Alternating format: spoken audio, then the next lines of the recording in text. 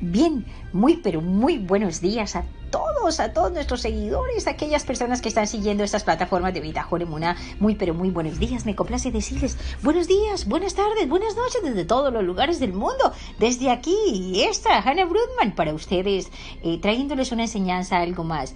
Esta enseñanza del día de hoy está hermosa, pero no quiero continuar sin antes reconocer la unicidad de Hakadosh Baruj Hu, Shema Israel, Hashem Eloheinu, Hashem Echad. ¡Wow! Esto sí que tiene poder. Eso tiene el poder tan grande como lo tiene la frase Einon Milvadot. Tiene un poder supremamente grande para nosotros poder decir, Él es uno y único y no hay nada fuera de Él. Bien, como los días atrasados estuvimos un poco embolataditos con otras cosas, no habíamos hablado de la parashá de Devarim. Hoy vamos a hablar de la parashá de Devarim. ¿Qué nos dice la parashá de Devarim? Pero esto es en honor al rebe, al rebe de Lubavitch, Menachem Mendel, el último rebe de Lubavitch, Menachem Mendel Nershon. Ok. Entonces nos vamos con la parashá de Devarim que dice, pan blanco. Durante 40 años, toda la comunidad de Israel, unos 3 millones de almas en total, no digirió su alimento. Desde su éxodo de Egipto hasta su entrada a la Tierra Santa, el pueblo judío fue mantenido por el maná, el pan del cielo, que cayó cada día sobre su campamento israelita. A diferencia del pan terrenal, el maná no tuvo desperdicios que debían ser rechazados por el cuerpo, ni precisaba ser descompuestos en varios componentes nutritivos y ser metabolizado. En cambio, era total directamente absorbido por los órganos. ¡Wow! Baruch Hashem, que así fuera ahorita, a ver si no nos subimos tanto de peso. Pasando por alto todo el proceso de la digestión, así el maná era tanto el alimento perfecto como el máximo antialimento que el hombre haya conocido alguna vez en su vida. ¡Wow! ¡Qué hermoso! Baruch Hashem, gracias, Creador del Universo, que pronto nos vuelvas a alimentar con ese hermoso maná del cielo a este tu pueblo, la casa de Israel. Por un lado, era alimento en su forma más pura, más quinceesencial, nutricional y vitalidad, sin envoltorio corpóreo que recubre al pan terrenal. Por el otro lado, era un alimento que no brindaba en absoluto la experiencia física de comer a su consumidor. No había nada que sus entrañas e intestinos debieran manipular. Este es el significado de las palabras de Moshe al pueblo de Israel.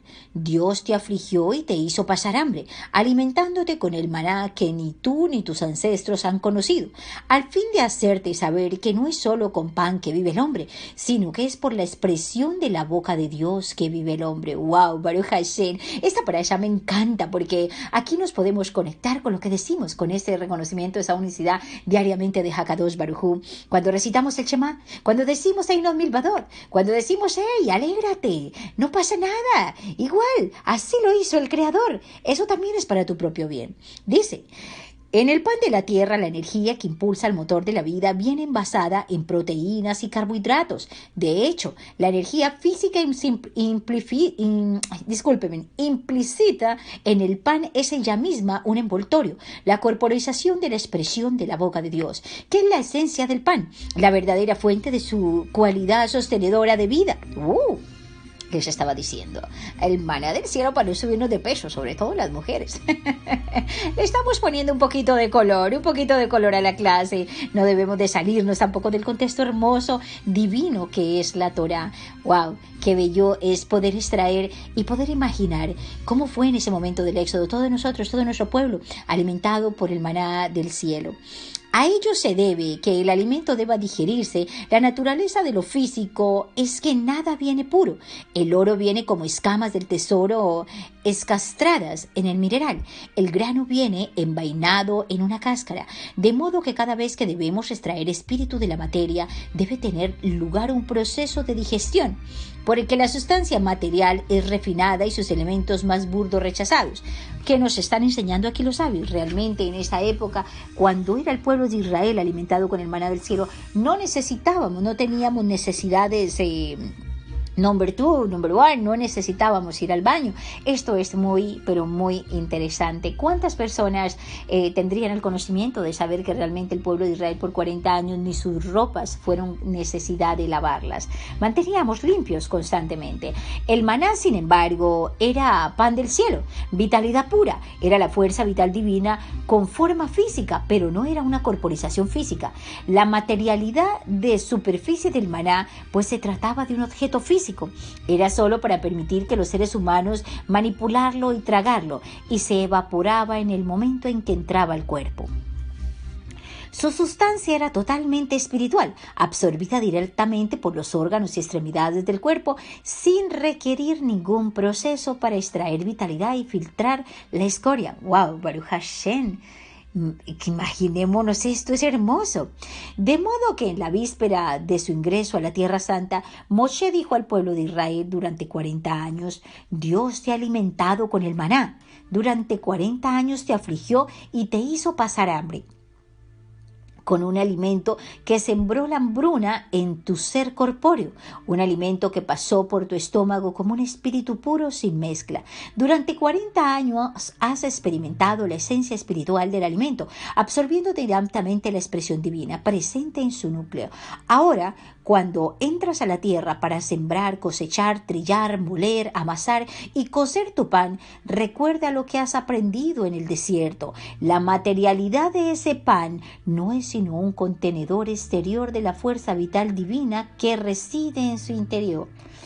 Estábamos hablando en muchas clases y con muchos alumnos, interactuamos bastante y llegamos a la conclusión que realmente nosotros necesitamos tener enraizada esa frase Einot Milvadot dentro de nosotros, para entender que realmente todo lo que vemos con nuestros ojos físicos es inexistente. La única realidad aquí es solamente Kadosh Baruj Hu, y que Él es el que ejecuta todo en nuestras vidas para nuestro propio y absoluto bien.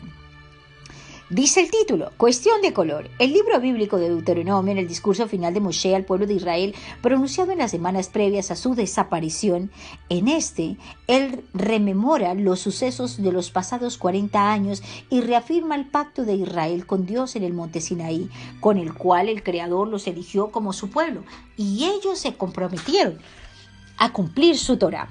El discurso de Moshe incluye también palabras de reprimenda a Israel, con las que les recuerda las ocasiones en que su comportamiento fue de reclamo exigente y les advierte que no repitan su insensatez.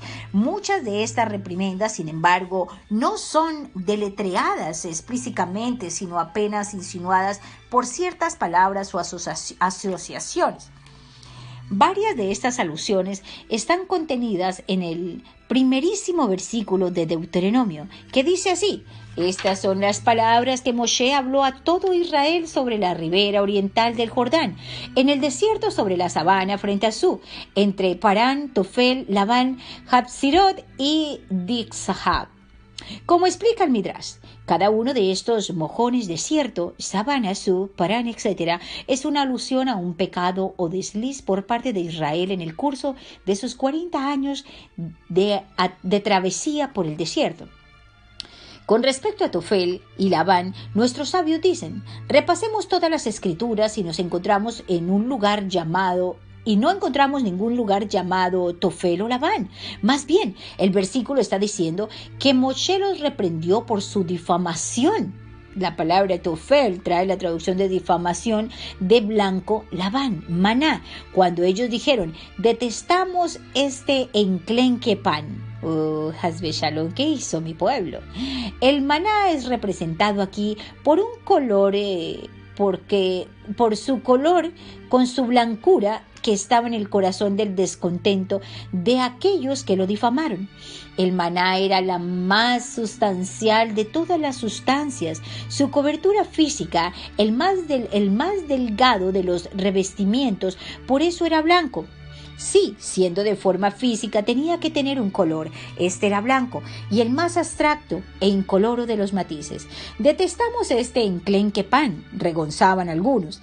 Queremos un alimento real, sustancioso, un alimento que se demore en nuestras tripas y no esta etérea infusión de energía espiritual.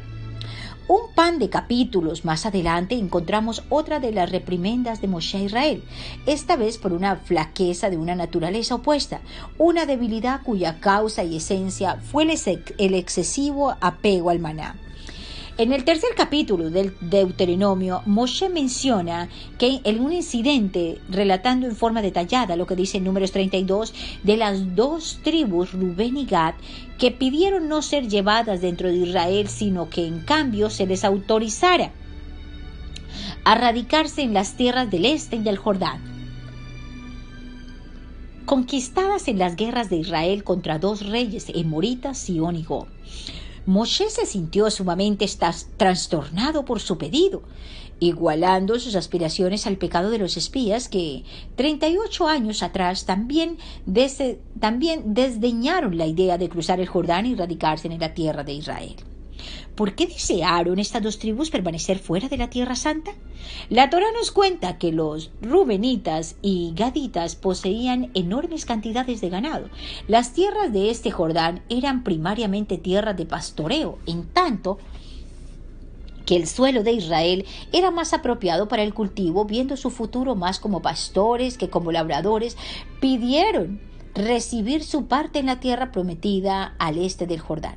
Nuestros sabios nos han enseñado y abren los ojos respecto a los detalles más claros. La razón de que la tribu de Gad tuviera más ganado de las demás tribus era que ellos fueron especialmente cariñosos con el maná y no comerían ninguna otra cosa. La mayoría de ellos rehuía la carne, pues si el maná es el enclenque pan del cielo, la pesada carne es su antítesis y el más corpóreo de los alimentos terrenales. De modo que mientras otras tribus faenaban su ganado para suplementar su dicha, los rebaños de Gad se multiplicaron durante 40 años. Poco sorprendente que tuvieran más ovejas y ganado de los demás. El amor de Gad por el maná era más que una causa circunstancial para su necesidad y su deseo de las tierras de pastoreo y del este del Jordán. Más bien, integraba la fibra misma de su frialdad de sentimientos hacia la Tierra Santa, en razón de la cual Moshe les había retado. El pueblo de Israel sabía que tras de cruzar el Jordán, su dieta celestial sería reemplazada por el ordinario pan de la tierra, por lo que mientras que quienes se sintieron incómodos con la materia blanca del cielo aguardaban con un interés el cambio, el verdadero alimento. Aquellos que apreciaban la espiritualidad del maná eran menos entusiastas respecto a las tierras al este del río. De hecho, los espías a cuyo pecado Moshe comparó a la solicitud de las dos tribus estaban igualmente motivados por su afinidad al maná. La enseñanza jasídica explica que la reluctancia de los espías por entrar a la Tierra Santa se debió a su desinterés por ceder su pan del cielo y el estilo de vida netamente espiritual que engendraba el cambio de la existencia mundana de aquellos que viven en la tierra. ¿Cuánto nos vemos hoy en día aferrados a ese mundo material? ¿Cuánto nos vemos atrapados en eso físico, en ese pan físico realmente, la desviación del corazón y nuestros deseos? En el siguiente título dice el Rebe, alimento para el pensamiento. Por ambas faltas, Moshe reprendió al pueblo de Israel. Reprendió a quienes desdeñaban la puramente espiritual, quienes solo podían encontrar satisfacción en una comida que arrebatara su vitalidad a su substancia material. El alimento estrangulado por la escoria, y reprendió a aquellos que vacilaron cuando llegó el momento de aplicar la lección del maná al pan terrenal. Aquellos reacios tratar con los elementos más mundanos de la creación de Dios y refinarlos. La necesidad de estos dos elementos en nuestra actitud hacia nuestra nutrición es apreciación de su esencia espiritual, así como también un compromiso de refinar su cuerpo material.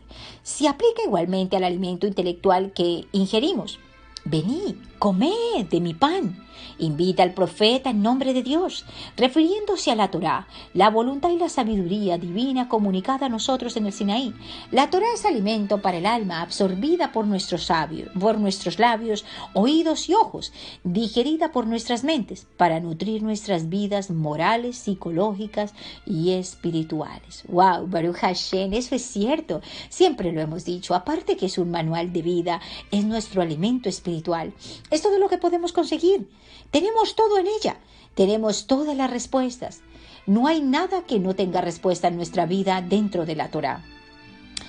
Y la Torá consiste de ambos, pan del cielo y el pan de la tierra. Tiene sus elementos totalmente espirituales. Las enseñanzas místicas contenidas en la Gadá y en el Midrash, la Kabbalah y el Hasidut, la racionalidad de estas no es más que una forma en extremo externa, apenas para permitir a la mente humana engullirlas, mientras que su sustancia habla directamente al alma y a sus anhelos, emprendimientos espirituales. En estas enseñanzas, la palabra de Dios retiene su pureza, ingiriendo a la mente sin verse entorpecida por la escoria del intelecto terrenal a la vida física. Esto es alimento sin desperdicio, alimento que ve y alimento que se combina en absoluta perfección con la esencia espiritual del consumidor. Pero la Torá también tiene un elemento material. Enseñanzas que han sido envasadas y corporizadas en la razón terrenal, enseñanzas en las que la expresión de la boca de Dios está ataviada en cuentos históricos, tesis filosóficas, sutilezas talmúdicas y códigos legales. Enseñanzas en las que se enumeran las esposas de Yesad y se debate la culpabilidad del uno cuyo buey corneó la vaca de su prójimo. A diferencia de su directamente absorbido pan del cielo, el pan terrenal de la Torá debe ser digerido por el cerebro.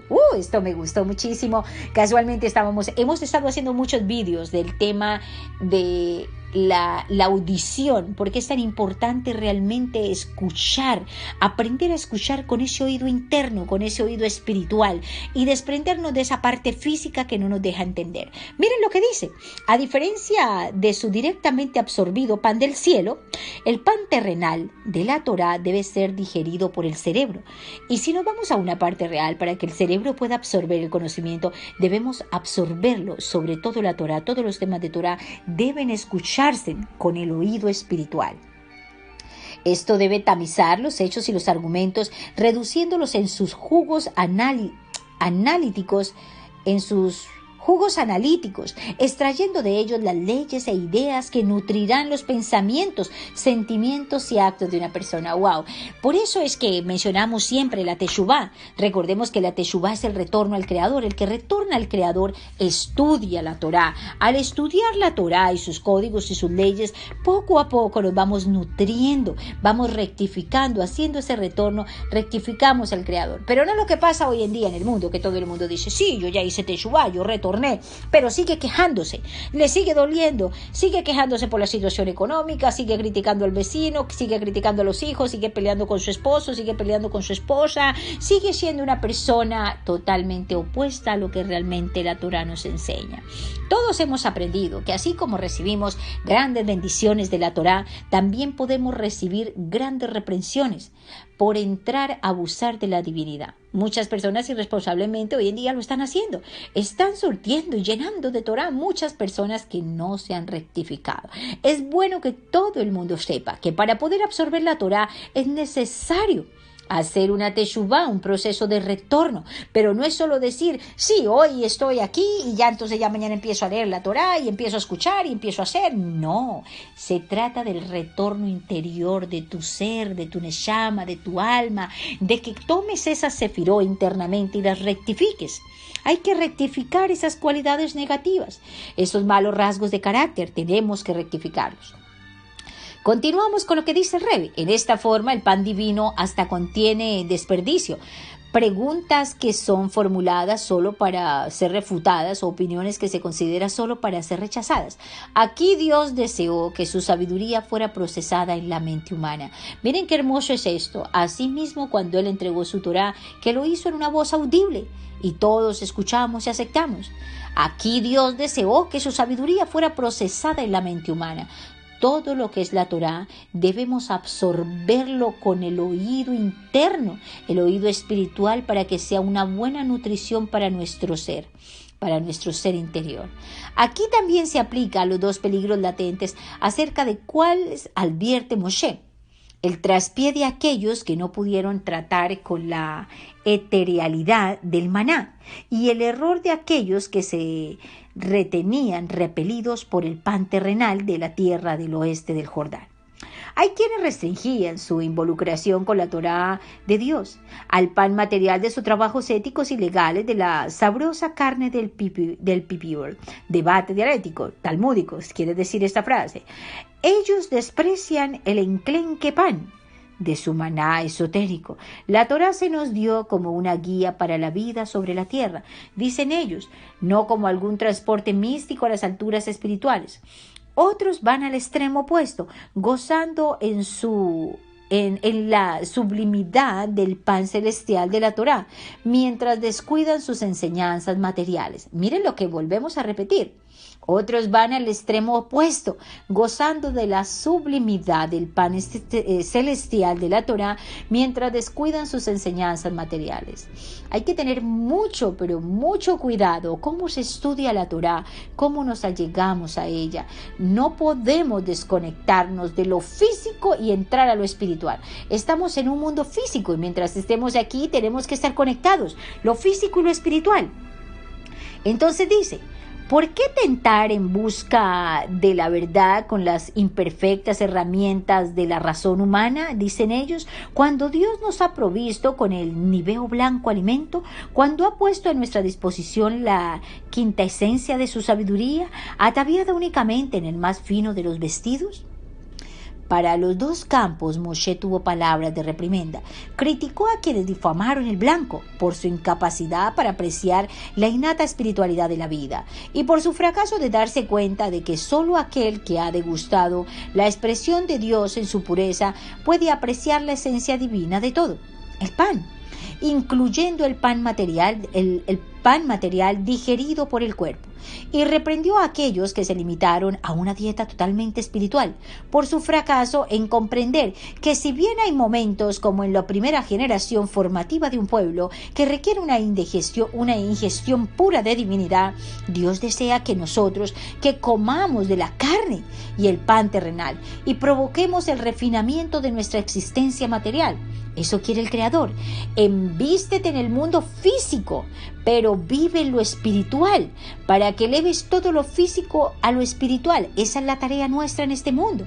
Todos y cada uno de los seres humanos tenemos que ser conscientes de que cada vez que comemos algo o cada vez que hacemos algo en este mundo, tenemos que hacerlo con el propósito de elevarlo a lo espiritual, de santificarlo. Tenemos que conectarnos con esa existencia divina y atrapar ese mundo inexistente físico para elevarlo a lo espiritual. Además, nuestros sabios nos cuentan que no solamente el maná era absorbido directamente por los órganos, sino que este también hizo lo mismo ocurriera con otro alimento del pueblo de Israel que consumiera. Era tan grande el poder del maná que realmente todo lo que digeríamos era con el propósito de que nuestros cuerpos fueran elevados. Todo el alimento que entraba a nuestros cuerpos se elevaba. En otras palabras, el consumo del maná permite a la persona relacionarse con todas sus actividades, incluyendo aquellas comidas cuyo objetivo es refinar el más terrenal y material de las sustancias, como el emprendimiento puramente espiritual. Wow, Baruch Hashem. Tenemos muchas citas aquí y una de esas citas vamos a leer. El censo realizado en el desierto del Sinaí contabilizó 603.550 varones entre las edades de los 20 y los 70 años. Bueno, aquí estamos mirando el censo del Éxodo. 603.550 hombres entre las edades de los 20 y los 60 años. Luego en Éxodo encontramos, Éxodo 16 dice, comparamos en lo que dicen los sabios, en los salmos. El Talmud también nos enseña muchas otras cosas que encontramos en Deuteronomio, como se puede relatar en Génesis. El mundo fue creado con el habla divina.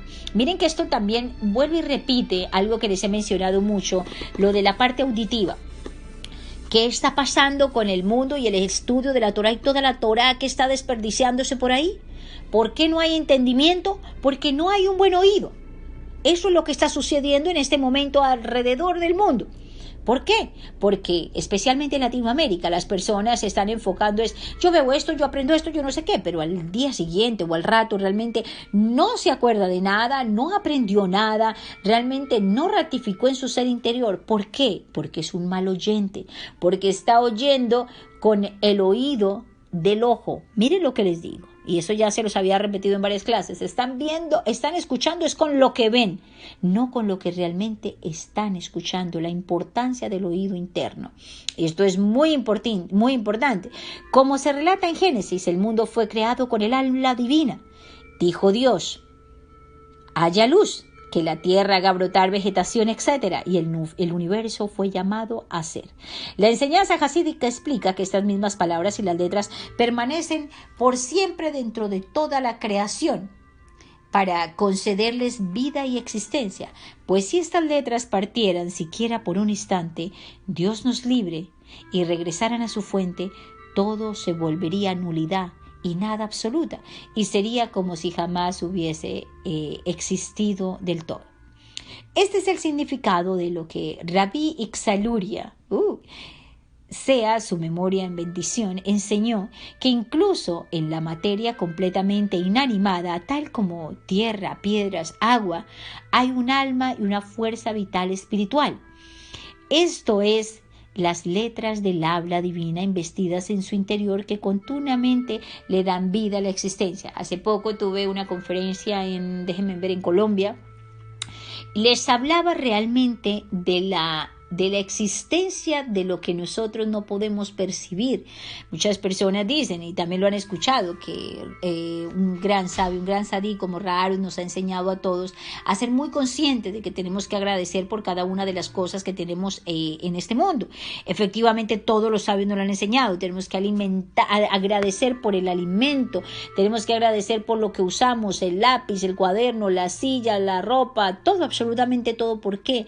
Porque dentro de eso que no tenemos capacidad de ver, hay un alma, dice que incluso en la materia completamente inanimada, tal como la tierra, piedras, agua, hay un alma y fuerza, vida vital espiritual.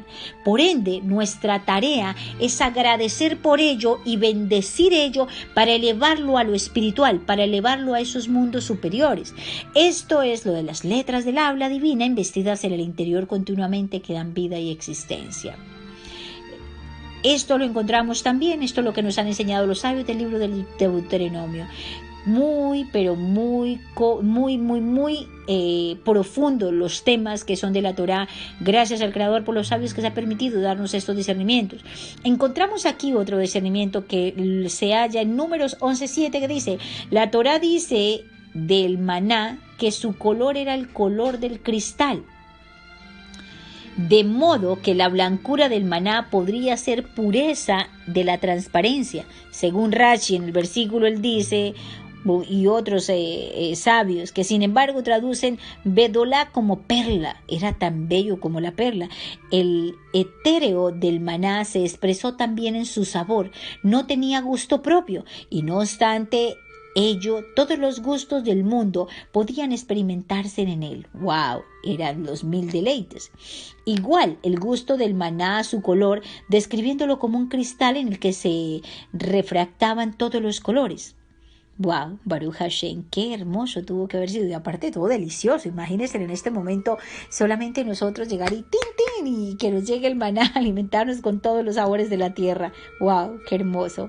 También la mitad de la tribu de Menashe recibió su parte de la tierra santa al este del Jordán, pero no fue a su pedido, sino por iniciativa de Moshe. Después de la reprimenda, Moshe fue el que tomó la iniciativa.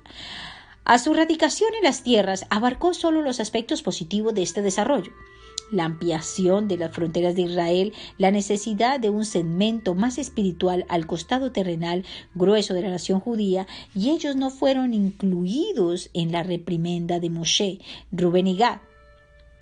¡Wow! Encontramos aquí otro punto importante. La razón de los descendientes de Rubén tuvieran más ganado que las demás tribus era que como primogénito de Jacob heredó una doble porción de ganado de su padre y trajo a Egipto.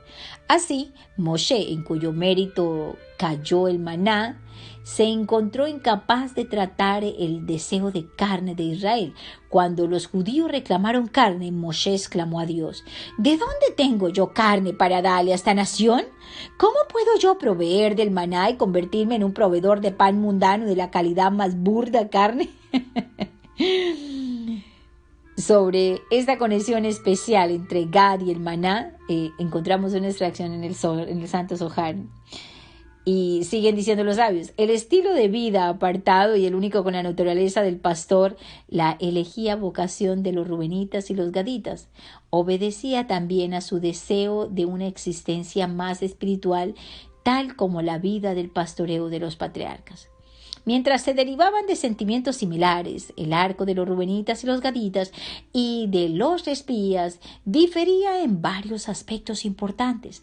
El primero: las dos tribus pidieron que se les permitiera permanecer en el este del Jordán, mientras que los espías se rebelaron contra la voluntad divina, intentando por su propia iniciativa impedir la conquista de la tierra. El segundo dice: las dos tribus solo pidieron para sí mismas que se autorizara a quedarse detrás y prometieron asistir a las demás tribus en su conquista y asentamiento en la tierra. En tanto que los espías difamaron la tierra, volvieron toda la nación contra ella. En el número 3 dice: los territorios en los que las tribus de Rubén y Gad deseaban radicarse también eran parte de la tierra prometida, aunque fuera del área que Dios designó para el pueblo de Israel entonces.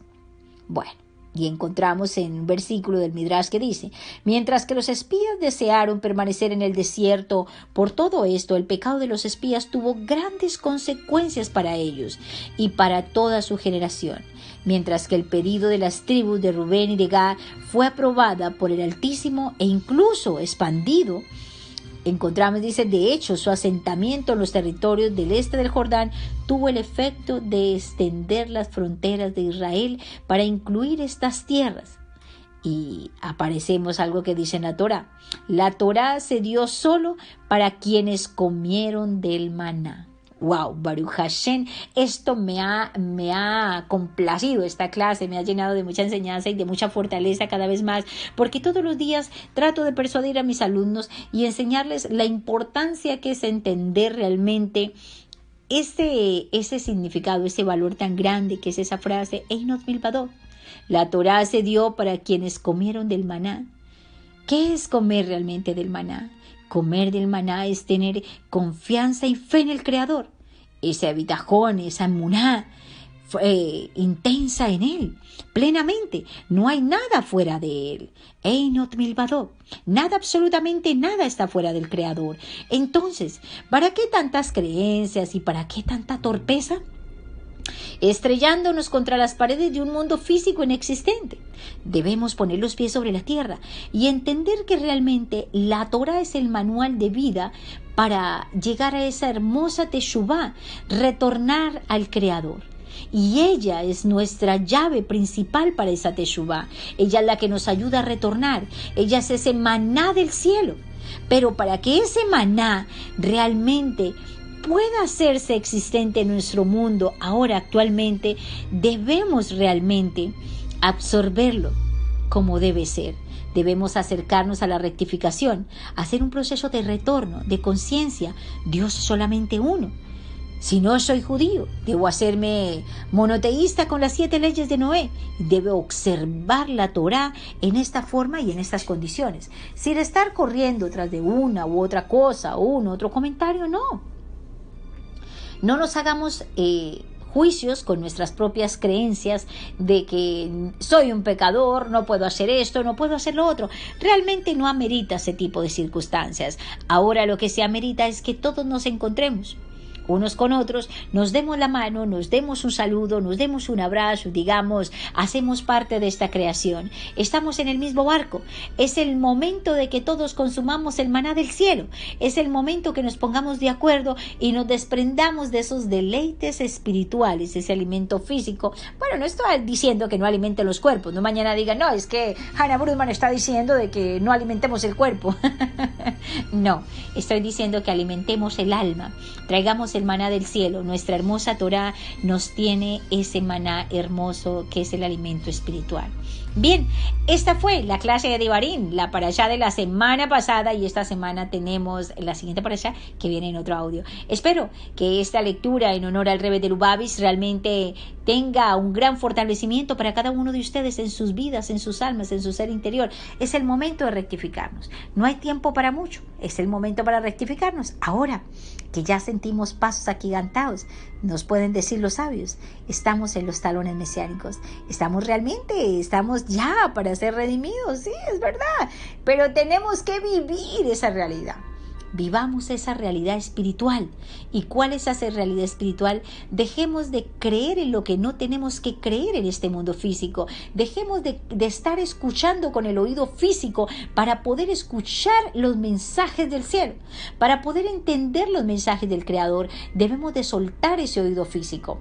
¿Por qué? Porque ese lo único que hace escuchar es pelea, que el tapabocas, que los guantes, que la pandemia, que él dijo, que el idólatra, que para allí, que para acá, que el gobierno, que los votos, que van a acabar el mundo, que viene el apocalipsis. Desprendámonos de todo eso, escuchemos con ese oído espiritual. Una invitación a todos, cierren sus ojos y dejen que sus almas escuchen el mensaje que el Creador está trayendo con todas las situaciones que el mundo está atravesando en este momento, porque realmente esto es lo mejor que nos pudo haber pasado.